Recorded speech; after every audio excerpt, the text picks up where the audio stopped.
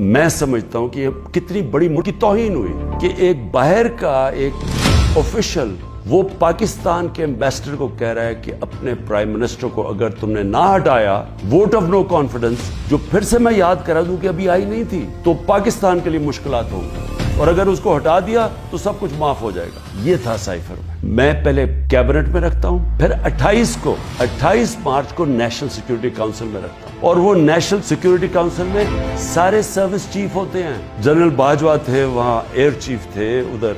Navy के chief थे, joint chief of staff थे, हमारे सारी कैबिनेट के सीनियर मेंबर्स थे,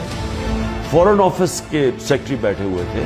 और उसमें क्या फैसला होता है। जिस तरह एम्बेसडर असद मजीद ने रिकमेंड किया, हमें डिमार्श करना चाहिए, हमें अमेरिका को प्रोटेस्ट करना चाहिए कि ये आपने हमारे अंदरूनी मामलात में मुदाखलत की। तो जब वो उसमें आ गया नेशनल सिक्योरिटी काउंसिल में और डिमार्श कर दी, तो जो उसकी जो साइफर के अंदर चीजें लिखी हुई वो तो पब्लिक हो गई, क्योंकि जब आपने पब्लिक एक स्टेटमेंट दे दी, सीक्रेट तो ना रहा वो, क्योंकि डिमार्श ने आपने किस पे, तो ये चीजें सामने आ गई नेशनल सिक्योरिटी काउंसिल में और कैबिनेट में भी डिस्कस हो गई। साइफर तो सेफ,